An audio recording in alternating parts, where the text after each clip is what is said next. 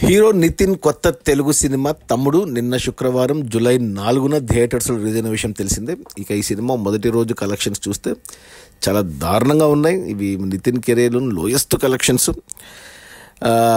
ముందుగా మన తెలుగు రాష్ట్రాల్లో చూసుకుంటే మనకు తెలుగు రాష్ట్రాల్లో 2 కోట్లు గ్రాస్ వచ్చింది ఈ సినిమాకు మొదటి రోజు. ఇక కర్ణాటక అండ్ ఓవర్సీస్ కలిపి మరో 1 కోటి గ్రాస్ వచ్చింది. అలా 3 కోట్లు గ్రాస్ వచ్చింది. చాలా తక్కువ అని చెప్పాలి 3 కోట్లు అనేది మొదటి రోజు.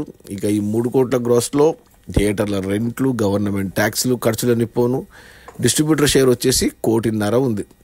ఈ సినిమా బడ్జెట్ 75 కోట్లు అయితే 25 కోట్లకి డిస్ట్రిబ్యూటర్లకు అమ్మారు.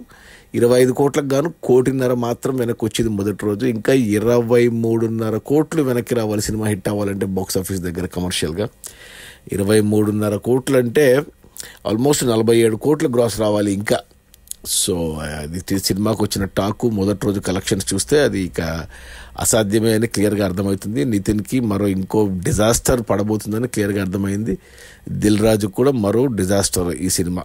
ఇక ఈరోజు శనివారం, రేపు ఆదివారం. ఇక ఈ మాత్రం కలెక్షన్స్ కూడా ఉండవు. సో ఈరోజు 1 కోటి, రేపు 1 కోటి రావచ్చు. మొత్తం 5 కోట్లతోనే సినిమా రన్ కంప్లీట్ అయ్యేలాగా కనబడుతుంది. 50 కోట్లు రావాల్సిన చోట 5 కోట్లు రావడం అంటే 10%.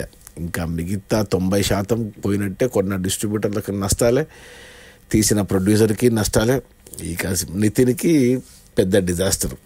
నేను ఇంకా సినిమా చూడలేదు. సినిమా అయితే బాగాలేదంటున్నారు, మరి చూడాలి, మరి రేపు చూస్తాను.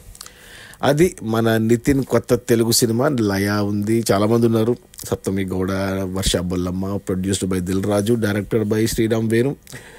రిలీజ్ అయిన మొదటి రోజు కేవలం 3 కోట్ల గ్రాసు. అందులో డిస్ట్రిబ్యూటర్ షేర్ వచ్చేసి 1.5 కోటి మాత్రమే. సినిమా బడ్జెట్ 75 కోట్లు అయితే 25 కోట్లకు డిస్ట్రిబ్యూటర్లకు అమ్మారు. 25 కోట్లకు గాను 1.5 కోటి వెనక్కి వచ్చింది మొదటి రోజు. ఇంకా 23.5 కోట్ల షేర్ రావాలి సినిమా హిట్ అవ్వాలంటే.